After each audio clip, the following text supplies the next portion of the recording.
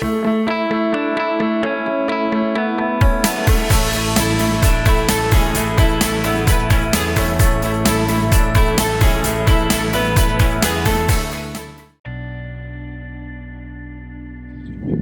name is David. I've been going to Mission Trails Church for 4.5 years.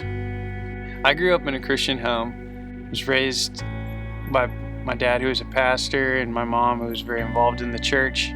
My brother and I learned to believe in the Bible and try to follow Christ with all our heart, soul, and mind, and tried to let our actions show who we were as believers. I always assumed that if I followed Christ and did all the right things, that good things were going to happen. Everything was going to go my way. So when I joined the Navy and things were going really well, went to try out for the SEAL program, and I was doing better than I had ever done anything else in my life.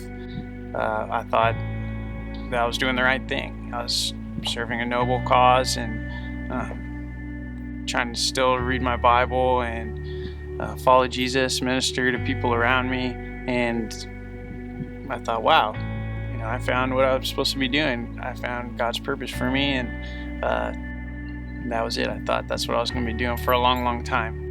In 2011, October 15th, right before my first deployment, I decided to go parachuting with a couple of friends.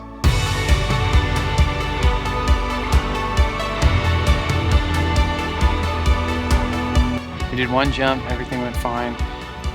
On the second jump, when I was coming in for a landing, my canopy stalled.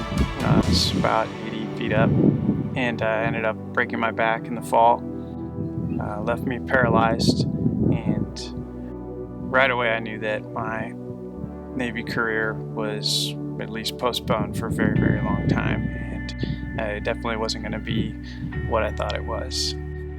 I started to really wonder if God really did have my back, and maybe there isn't any real order or purpose for me in this world. I really started to, for the first time in my life, question my faith, and by far the biggest trial I had come to in my life, and a dark time. After about a year of feeling sorry for myself and being real confused and just really doubting my faith and God's love for me and His plan for me, my now wife essentially was like, even if you don't really know that God loves you and has a plan for you, He does. It was funny, that it'll never leave my mind. I was like, I'd rather trust that God has a plan for me than not, because not trusting Him is not working out too good for me, and it's a scary world without knowing that somebody big has got my back. So I didn't really know where to start. Janice said, just start reading James. So that's what I did. I dove into James and just kept going from there, and reading and praying and trusting that God did have a plan for me, and that I didn't have to know what it was for it to be real and to be there. And it wasn't going to be what I thought it was, but there was a purpose for my life.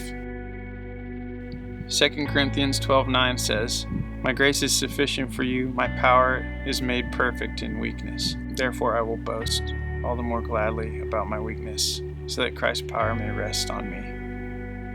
It was kind of funny, because now, 5 years after the accident, I look back, and the things that I was really good at, I was a strong, brave soldier, and was excelling at that part of my life. And I was like, what everybody else thinks, God's going to use my strengths for His purpose.